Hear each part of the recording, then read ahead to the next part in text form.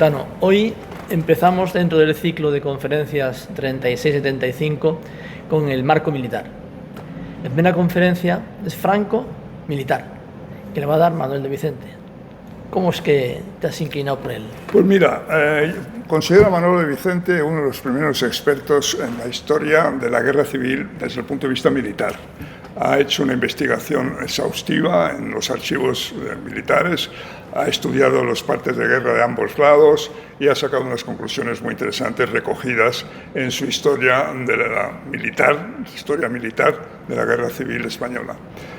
Por lo tanto, creo que está especialmente bien situado para hablarnos de Francisco Franco, el militar, viendo sus actuaciones no solamente en la guerra civil, sino anteriores en la guerra de Marruecos. Bien. Pues es que eso, siempre que se piensa en Franco como jefe de Estado, parece que se deja como en un segundo lugar a la parte militar, que fue clave para la historia, para su personalidad y para el papel que desempeñó en la historia de España. Así es. Bien. Pues bueno, cuando quiera vamos a escucharle. Muy bien, muchas gracias. Señoras, señores, bienvenidos todos. En primer lugar, tengo que agradecer estas pocas palabras que mi amigo Tani Quindelán ha hecho de mi vida. Insiste que soy un investigador, soy un aficionado. Lo que he hecho ha sido para pasármelo bien, no tengo ningún mérito. Lo que voy a decir, las palabras mías que me sirvan, no soy un especialista en Francisco Franco. Soy un lector, podríamos decir que apasionado, de sus escritos militares. No voy a presentar a Franco porque es conocido de todos, pero sus largos años de gobierno han ocultado su vida como profesional militar. Fue un magnífico profesional militar y yo voy a intentar esta tarde demostrárselo.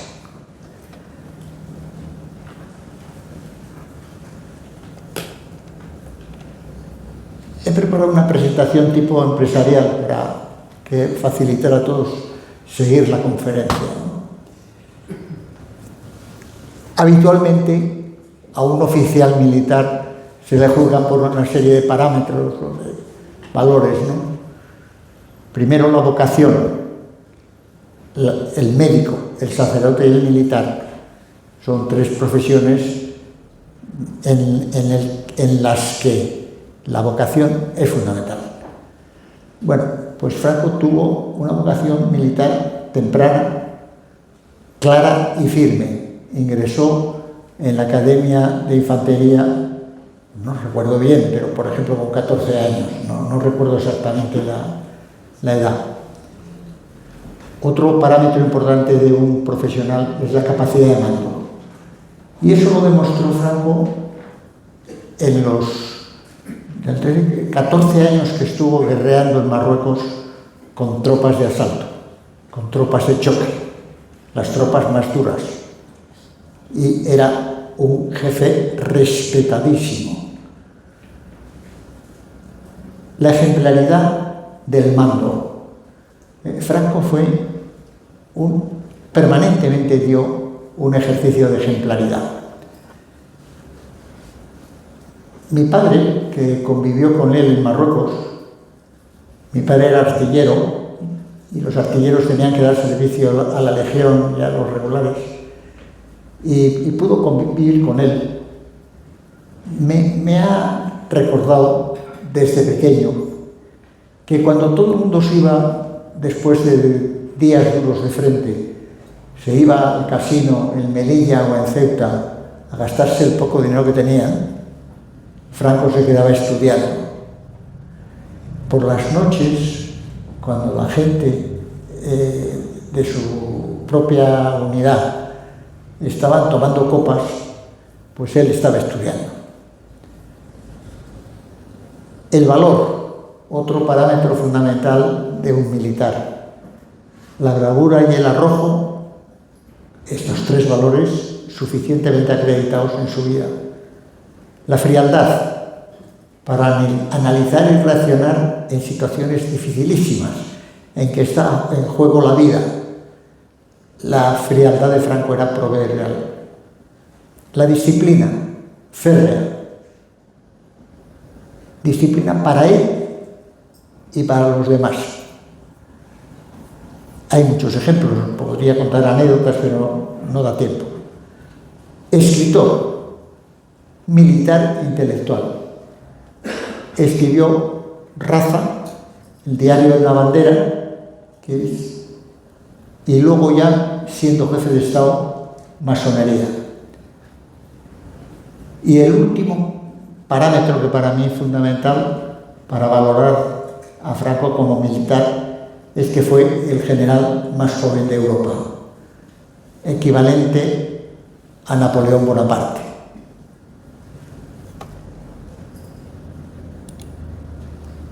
Franco como táctico. Franco estuvo desde 1913 hasta 1927 permanentemente en guerra en Marruecos. En el año 13, el fundador de los regulares era una fuerza de indígenas con oficiales españoles, que se hizo para evitar la sangría de los soldados que les tocaba ir al servicio militar y les destinaban a África con grandes pérdidas, ¿no? Entonces, es muy significativo que el fundador de los regulares, que fue el general Dámaso Berenguer, un gran general que luego fue el que sustituyó a Primo de Rivera en la jefatura del Estado, pues bien, Dámaso Berenguer lo primero que pidió fue que el segundo jefe de los regulares fuera Franco. Y eso es muy significativo, porque entonces Franco creo que era capitán. No estoy seguro de esto, pero vamos, era un cargo de un nivel de oficial bajo, ¿no? Y eso se repite con la Legión. Cuando se funda la Legión, ya en el año 1920, por Millán Astray, vuelve a suceder lo mismo, que Millán Astray exige que el segundo jefe de la Legión sea Franco.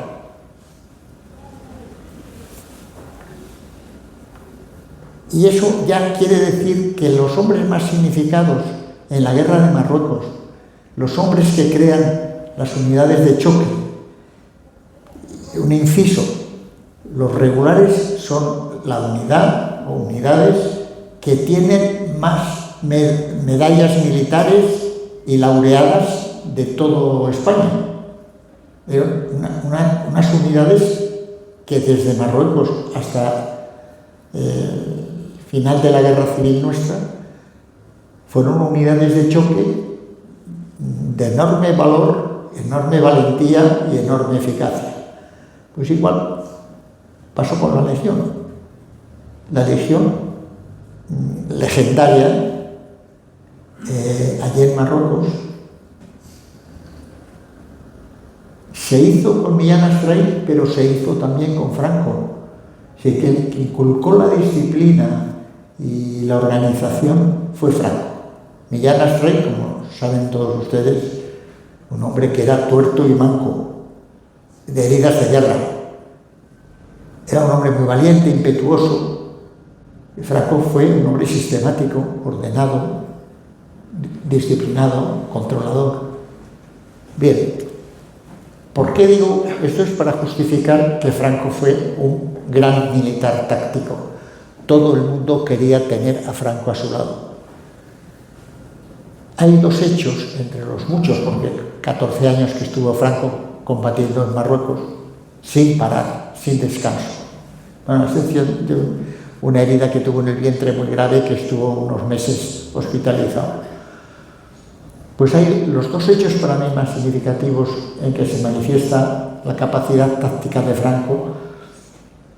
Son la retirada de Saue en otoño de 1924 todo el mundo ha oído hablar de Anual, desastre de Anual, 10.000, 12.000 bajas. La retirada de Sahagún era la ciudad sagrada y santa de los bereberes, que costó mucho tomarla y la tomó precisamente Dámaso Berenguer. Pues hubo que retirarse. La retirada es la operación militar más difícil, porque es cuando el enemigo, tú te tienes que retirar, el enemigo aprovecha para machacarte. Tu personal está a lo mejor desmoralizado, tienes con urgencia que seguir tu camino, pase lo que pase, y en ese territorio tan montañoso que era Marruecos, había una cantidad de oportunidades de atacar a alguien que estaba retrocediendo enorme, ¿no? Quien permitió hacer la retirada de Sahagún fueron 6 banderas de la Legión, y el jefe de las 6 banderas era Franco. Y para que la gente se pudiera retirar, primero la Legión tenía que adelantarse contra el enemigo, tomar las posiciones altas para poder proteger la retirada, y cada vez que había que tomar una posición había una mortandad, porque los bereberes no dejaban las alturas fácilmente, ¿no?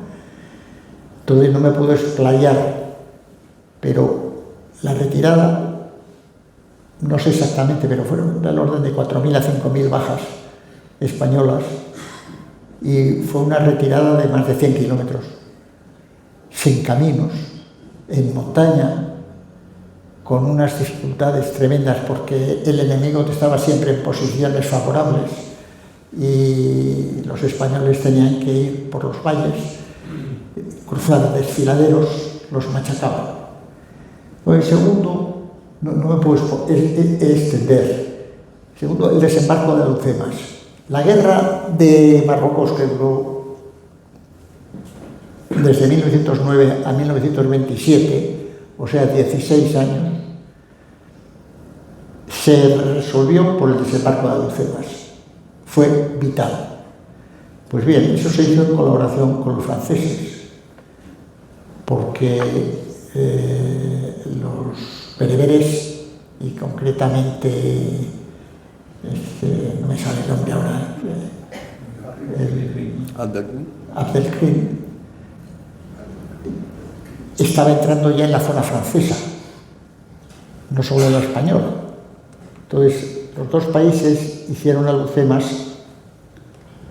En Alhucemas el momento crítico son varios días, es un desembarco naval, en la Legión tiene un papel preponderante y Franco. Y en un momento determinado, Primo de Rivera, que era el que dirigía la operación, le ordena a Franco que se retire. Y Franco no se retira. No se retira y consigue asaltar el núcleo fundamental bereber. Y ese fue el motivo por que le dieron el generalato a Franco. O sea, fue un gran triunfo de España, como fue el desembarco de Alhucemas, se debió a la osadía de Franco y a que no cumplió las órdenes que le habían dado. Y con todo esto lo que quiero decir es que fue, a mi juicio, un militar excepcional. Valiente, eficaz, sistemático, ordenado, ejemplar. Cuando acaba la guerra de Marruecos en el año 27, desaparece Primo de Rivera, viene un nuevo presidente de gobierno, que es Dámaso Berenguer. Franco se queda sin trabajo, porque la guerra acaba en Marruecos. En Marruecos empieza una época de colonización. Bueno, pues entonces a Franco, y eso demuestra el prestigio que tenía, el rey Alfonso XIII le nombra el primer director de la Academia Militar de Zaragoza. A lo largo de los años 20 hubo un enfrentamiento entre artilleros y el resto de las armas porque los artilleros se negaron a ascender por méritos de guerra y decían que los ascensos tenían que ser por antigüedad siempre. Los restantes armas no. Y hubo un enfrentamiento que también es muy largo de contar. Y entonces lo que se pretendió con la Academia Militar de Zaragoza es que todos tuvieran 2 años o 3 años en común para que toda la oficialidad española fueran compañeros y que no hubiera enfrentamientos entre las armas. Pues bien, Franco organizó la academia y la academia hoy en día de Zaragoza se sigue rigiendo por los principios y por la filosofía y por el tipo de moral que inculcó Franco a la academia. Es decir, que no solo fue un militar en el campo de batalla, sino que fue un intelectual que emprendió la labor de profesionalizar a la oficialidad y además homogeneizarla y hacerla unida, ¿no? Es otra faceta. Otra faceta de Franco es la jefatura de Estado Mayor. El jefe de Estado Mayor es el hombre que desarrolla la batalla. ¿Sí? Es el puesto más importante, el más difícil, porque ya no es táctica. Un jefe de Estado Mayor tiene que desarrollar la estrategia.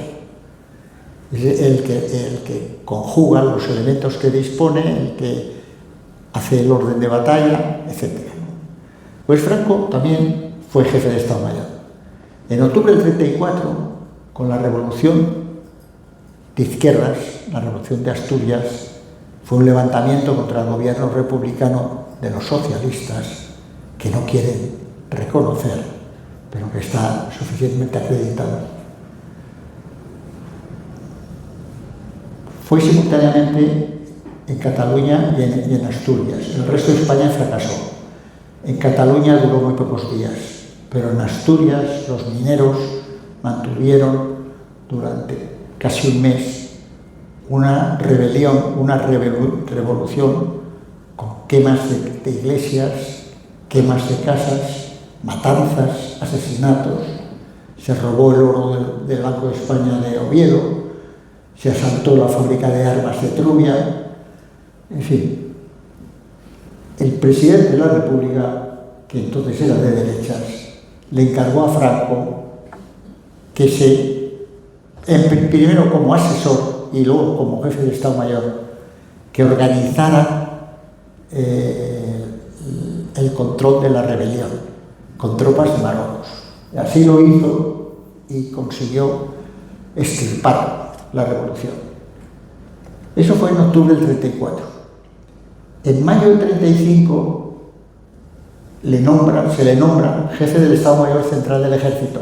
Entonces era el puesto más importante de la jerarquía militar de España. Es el equivalente hoy en día al jefe del Alto Estado Mayor, ¿no? Conjunto. Bueno, pues son dos experiencias que demuestran que Franco estaba capacitado no solo para ser un táctico combatiente, sino para ser un estratega. No tengo tiempo para decir más cosas, porque lo más importante viene ahora. El pensamiento estratégico de Franco, donde lo demuestra en nuestra guerra civil. ¿Cuáles son las ideas básicas de Franco como estratega? Primero, el mando único, militar y político. Eso parece que es de sentido común, ¿no? La España nacional tenía un mando único, militar y político. La República tenía un mando múltiple. El mando gubernamental, los rusos por otro lado, los partidos políticos por otro. No había, el presidente de la República no pintaba nada. ¿Sí? Fue uno de los motivos de la pérdida de la guerra. No tenían un mando único y en algunos casos hubo dentro del campo republicano 2 guerras civiles, en mayo del 37 y en marzo del 39, entre ellos, que eso pone en manifiesto que no había un mando único, ni había unidad, ni había nada. El pensamiento estratégico de la guerra en tierra de Franco era la guerra de maniobras, la guerra de movimiento. Es decir, la fuerza se está moviendo constantemente, que contrastaba con la Primera Guerra Mundial, que fue una guerra estática, una guerra de trincheras. Todo el mundo, franceses, ingleses, alemanes, todos estaban en sus trincheras quietos. Fue un precedente de la guerra que luego hicieron los alemanes en la Segunda Guerra Mundial, que fue una guerra de maniobras. Los alemanes estuvieron aquí en España muy cerca de Franco. Los alemanes dependían de Franco y aceptaron el mando de Franco y aprendieron muchas cosas de Franco. Y la guerra de maniobras que inicia la Segunda Guerra Mundial a base de tanques está claramente, es una copia de las maniobras de Franco. Y luego otra novedad en la guerra civil nuestra fue la coordinación de tierra con la aviación. La aviación militar había empezado en la guerra del 14, pero se limitaba solo a informar del enemigo y a tirar bombas de 6 kilos, ¿no? Que eran todo lo que había. Pero Franco, con el general Varela, hace otra cosa, que es coordinar la acción de la aviación con la acción terrestre, hasta el punto de que el célebre avance por el Valle del Tajo del general Varela desde Badajoz a Madrid. Varela era el jefe único y en las órdenes diarias se daba la orden para aviación y la orden para tierra, y los aviadores sabían cómo se iban a mover los de tierra y los de tierra sabían cómo se iba a mover la aviación, y la aviación bombardeaba adelantándose a las acciones terrestres. Fue la primera vez que yo sepa que en un avance, en una campaña, porque el avance por el Tajo fue una campaña militar, en que esa campaña militar se instrumentó la coordinación aérea, y a mi juicio la superioridad aérea de Franco fue lo que determinó que se pudiera hacer ese avance, aparte de la valentía de las fuerzas de tierra. Bueno, el pensamiento estratégico de Franco en el aire, pues aquí me estoy yendo. Una cosa que parece muy sencilla, y que a propósito, tu abuelo tuvo gran parte en la concepción de esta nueva estrategia, que era separar la aviación táctica de la estratégica. ¿Qué quiere decir eso? La aviación táctica es la que acompaña los combates. La aviación estratégica se plantea grandes objetivos a larga distancia para la guerra, ¿no? ¿Qué hicieron los republicanos? Única aviación. Esa aviación concentrada en Albacete.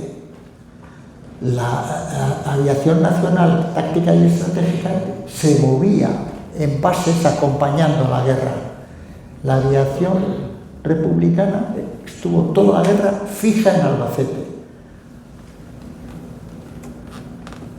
El general Quindelán fue el primero que dijo que para conseguir el éxito en tierra había que dominar el cielo.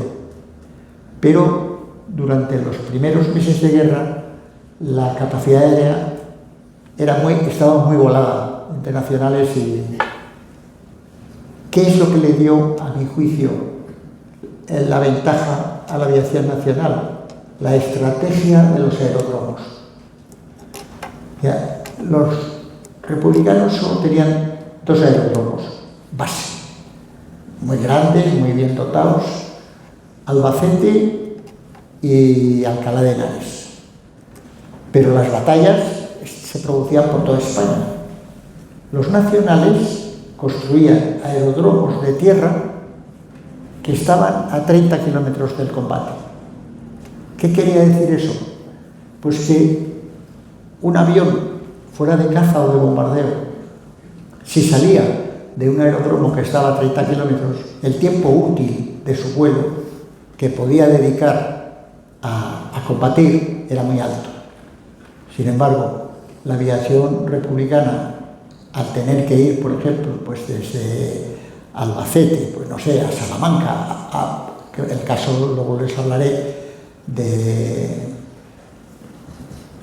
la batalla de Brunete, de que los cazas republicanos salían de Albacete para combatir en Brunete, pero el tiempo que tenían útil de combate eran 20 minutos, y las escuadrillas nacionales tenían sus aeródromos en Ávila, y entonces pues, el tiempo útil de combate pues eran 2 horas. Claro, el dominio fue apabullante. Bueno, el pensamiento estratégico de Franco en el mar. No tuvo pensamiento estratégico, pero que demostró que podía impedir a la marina enemiga el abastecimiento militar de aparatos, armas, municiones, hombres, estando en inferioridad. No sé si saben ustedes que en el momento del alzamiento todos los barcos grandes, menos uno, que luego se hundió en Baleares, quedaron en manos de la República. Y Franco se quedó con barcos muy pequeños y de poca dimensión, ¿no? Bueno, pues a pesar de eso consiguió, durante, por ejemplo, la campaña del norte, bloquear el puerto de Gijón, bloquear el puerto de Santander, bloquear el puerto de Bilbao, de forma que no podían los republicanos abastecerse de armamento, ¿no?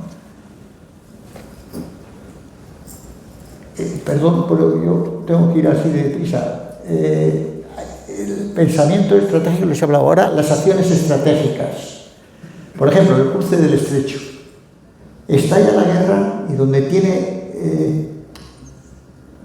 está la fuerza militar más importante está en Marruecos. Pero ¿cómo se lleva la tropa de Marruecos?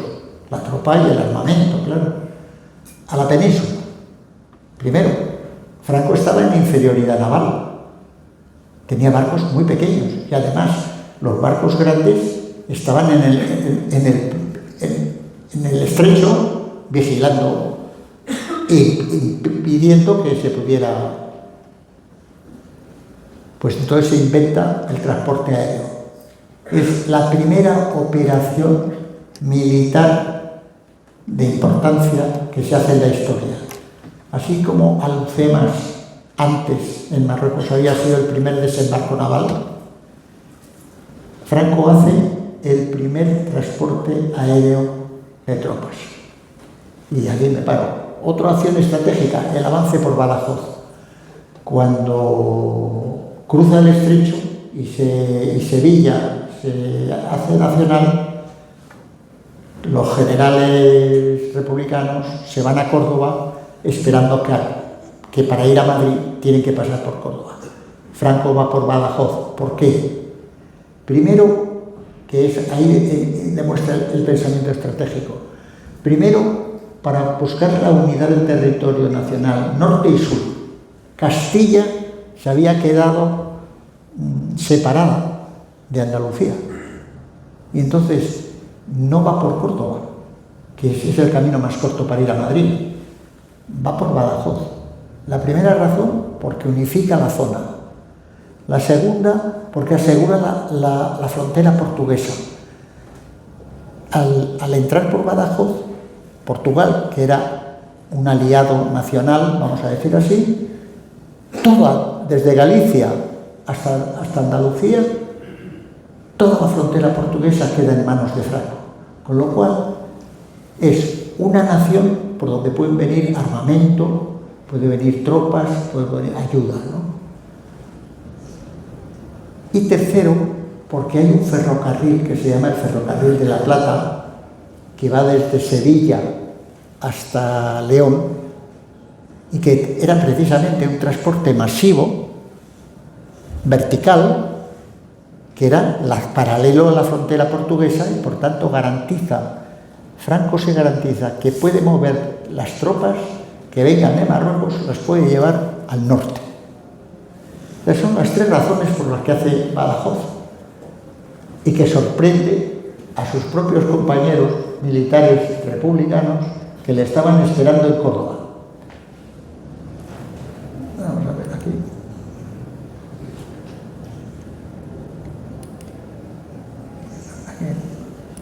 Perdón porque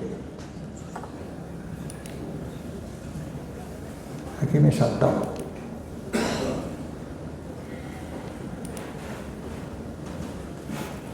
Bueno, la siguiente operación de los primeros días de la guerra, estamos hablando de las 2 primeras semanas, en el 1 de agosto, la toma de Badajoz y la toma de Irún. ¿Y por qué Irún es tan importante?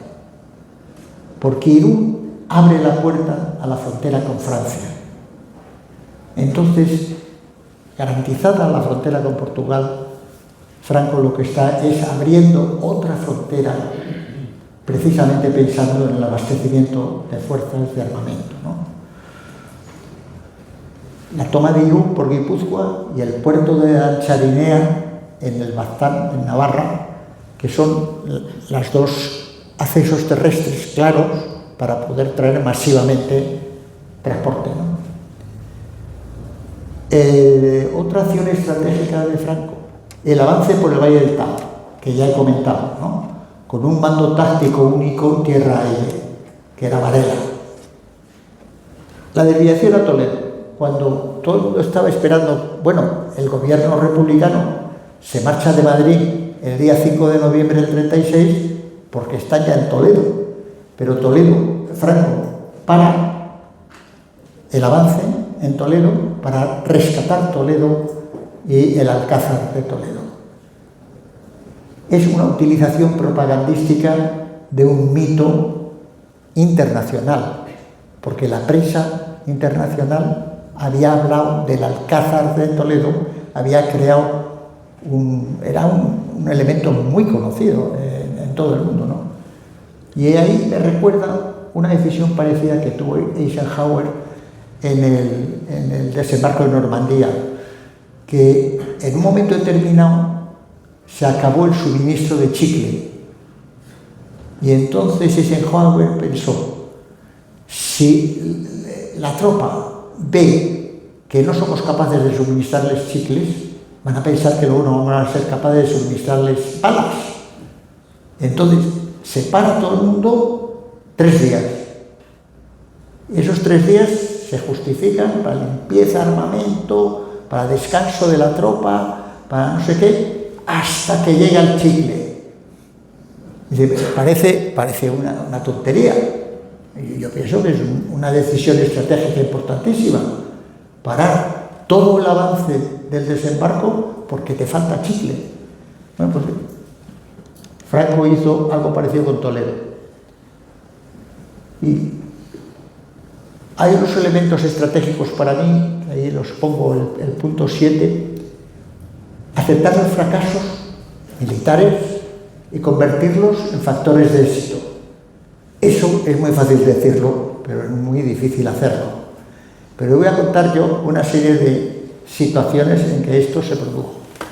Primero, el asalto de Madrid, ahí tienen ustedes puesto que el asalto, se pretendía entrar en Madrid, se inicia el asalto el día 6 de noviembre del 36, porque el objetivo era conquistar Madrid, porque eso tenía una repercusión internacional tremenda. Todo el mundo daba por hecho que Franco entraba en Madrid, pero no entró. El día 23 de noviembre, después de poner toda la carne en el asador, no se consigue avanzar. Aquí contaría anécdotas de un italiano, una tanqueta italiana, un teniente italiano al que le cogen la orden general de Varela y entonces se enteran los republicanos, Vicente Rojo, por dónde va a ser el ataque, que va a ser por la Universitaria, y se van todos a la Universitaria para impedir que puedan entrar los nacionales, ¿no? Bueno, el caso es que el día 23 reúne a sus generales, entre ellos a Varela, a Franco y dice: la universitaria es un fracaso. Sabemos que los comunistas han preparado la guerrilla urbana dentro de Madrid. Era verdad. Se habían organizado a nivel de manzana, había una organización civil del Partido Comunista, hay muchísimos documentos sobre ello, especialmente los documentos comunistas, y estaba con cócteles Molotov para tirar a los tanques desde las azoteas, desde los balcones. Se habían hecho túneles entre las casas, comunicando las casas unas con otras, por los sótanos, y tenían una información clarísima de que iba a haber una guerrilla urbana muy importante. Entonces Franco piensa, aparte de la sangre que iba a costar de españoles de un lado y de otro, piensa en la destrucción de Madrid. ¿Sí? Para una guerrilla urbana voy a tener que demoler Madrid, renuncio a Madrid. Y le dejo al gobierno republicano el problema de alimentar a 1 millón de personas. Y luego pasaron un hambre terrible durante la guerra. Pero es el reconocimiento de un fracaso. ¿Y qué hace? Y bueno, pues entonces, si renuncio a Madrid, lo que hago es el cerco a Madrid, que es de enero a marzo del 37. Entonces, el objetivo estratégico era el control del centro de la península, no era el control de Madrid, era el control del centro.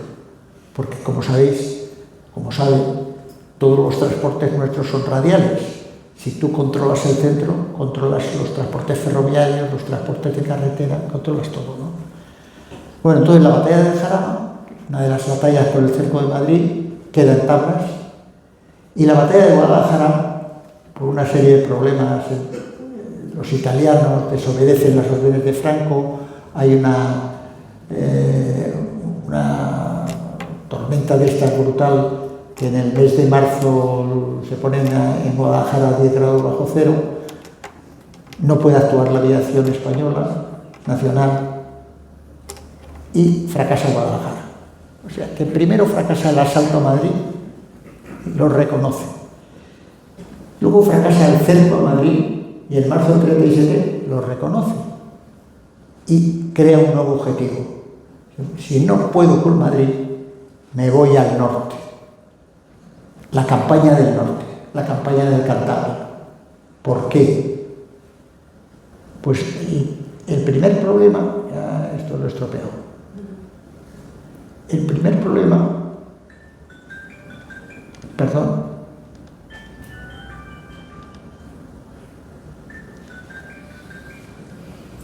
estoy tratando. El primer problema es que era el territorio republicano estaba dividido en dos, porque todo el norte, de Asturias a Francia, todo era republicano. Después, debajo de Castilla y Aragón, eran nacionales. Y luego, a partir de Madrid y Levante, era republicano. Los republicanos estaban en dos zonas. Pues esto tengo que ser muy rápido porque ya... Entonces, desde Albacete, los aviones republicanos no podían defender el Cantábrico. El Cantábrico, la campaña del Cantábrico se gana porque la aviación nacional domina el cielo, y las conclusiones son, ustedes tienen ahí eso, pero las conclusiones son que Franco hace 100.000 prisioneros republicanos e incorpora a su ejército 200.000 personas, se hace con la industria del carbón y del acero, y a partir de ese momento, desde el punto de vista del material, ya la guerra está ganada. Se produce luego la ofensiva de Brunete, en que Vicente Rojo, el jefe del Estado Mayor republicano, plantea un ataque masivo en Brunete por el punto donde más débil era la línea nacional. La respuesta de Franco es que en 24 horas la Legión y los regulares están combatiendo en Brunete, precisamente por el ferrocarril de La Plata. La aviación nacional se traslada en 3 días a Ávila, no solo los aparatos, sino los talleres también. Se hace una patrulla aérea permanente, el general Quindelán, en que estaba siempre sobre Brunete de día, estaba constantemente una patrulla volando. Cuando venían, de vez en cuando venían los aviones republicanos, los eliminaban.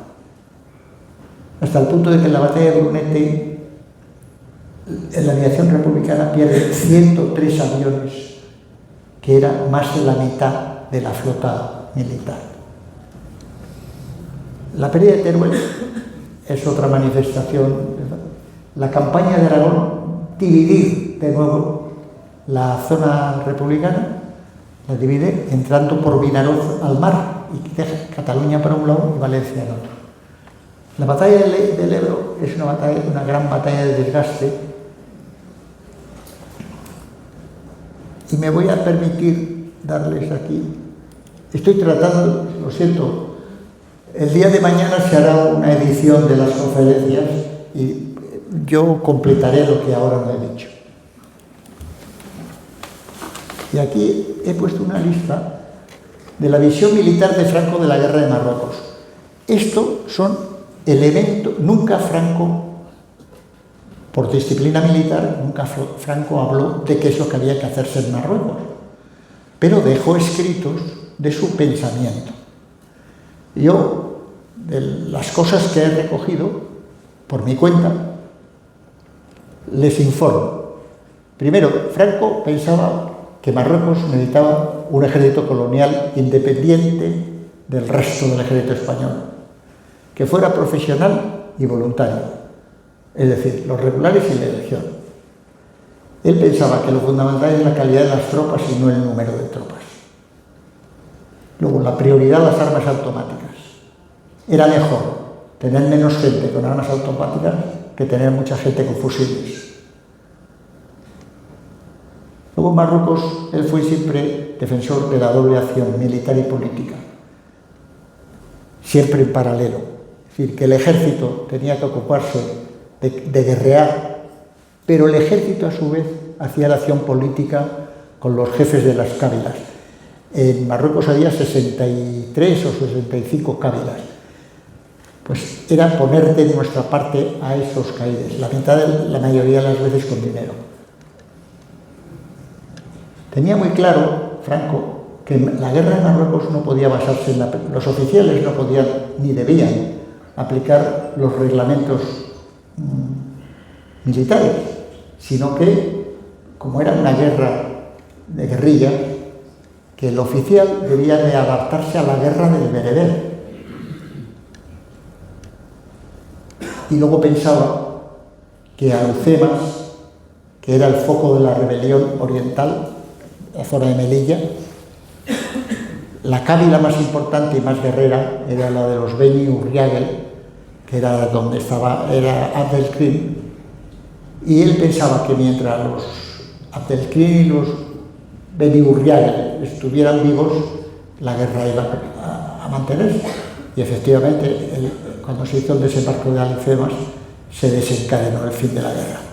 Lamento no poder haber sido más amplio, pero me he comprometido a no hablar más de 45 minutos, así que muchas gracias por su atención y hasta la próxima.